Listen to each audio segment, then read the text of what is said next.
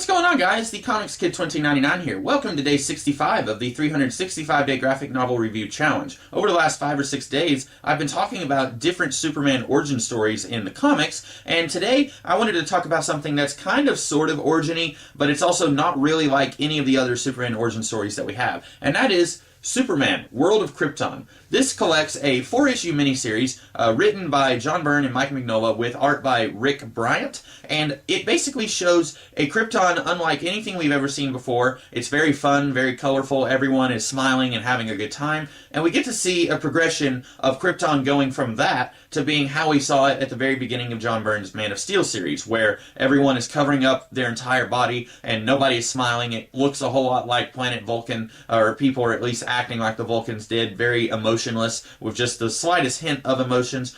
We get to see the progression of the planet going from one extreme to the other, and that's a very interesting story to get to see play out. Now, usually, I'm the kind of person who says, we don't have to see Krypton.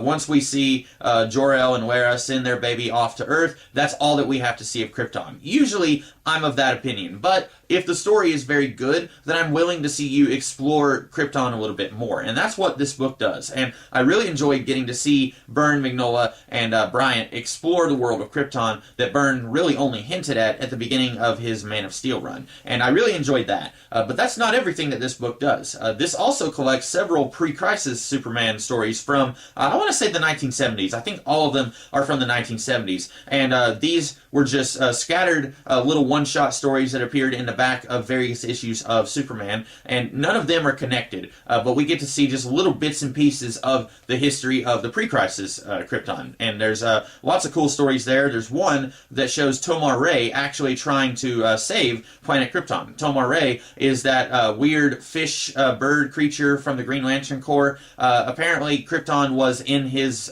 sector, which I was always under the impression that it was part of Sector 2814. I seem to recall hearing somewhere that Abin Sur was the Green Lantern of Krypton, but anyway, apparently Tomar-Ray tried to save Krypton, and we get to see him struggling with the fact that he failed to see Krypton, and that's a really cool story. We get to see how the planet got its name. Lots of really cool short one-shot stories about the pre-Crisis Krypton, and it's really interesting getting to see two different kinds of Krypton. You get to see the post-Crisis Krypton, and really we get to see two different looks at it, the fun, colorful kind, and then what it became before it exploded. And then we also get to see the pre-Crisis Krypton, which was portrayed very differently in the comics before Crisis on Infinite Earths than what Krypton was portrayed as after Crisis on Infinite Earths. So if you're very interested in seeing Krypton portrayed in different ways and getting to see a little bit of the history of this world before Superman was sent to Earth, then I would recommend that you read Superman, the World of Krypton. I will go ahead and caution you, though, if you go into this expecting the art of John Byrne or Mike Mignola, whose names are on the cover,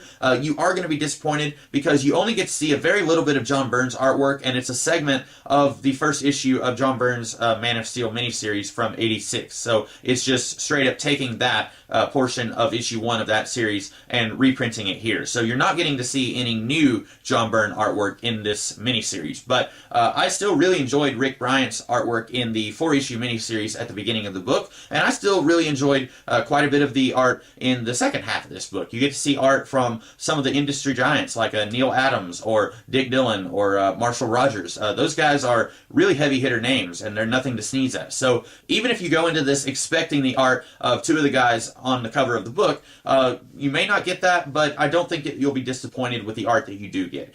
So that's about all that I have to say about Superman, the World of Krypton. I really enjoyed this book. It's definitely something that I think you should have if you're interested in reading more about the Superman mythos. Maybe you're just dipping your toes into Superman a little bit and you're not really sure where to go next. This is a great standalone piece. It doesn't really require any previous reading. You don't even have to read John Byrne's Man of Steel series to read this. You can read this before you read that if you wanted to. This is very much a standalone piece that it just works well on its own. I highly recommend this to anyone who is interested in getting more into Superman. And those are my thoughts on this book. I hope that you guys liked this video. If you did, be sure to like, share, comment, and subscribe, and I will be back tomorrow with a different kind of video. In the meantime, you guys have a great rest of the day. Catch you later.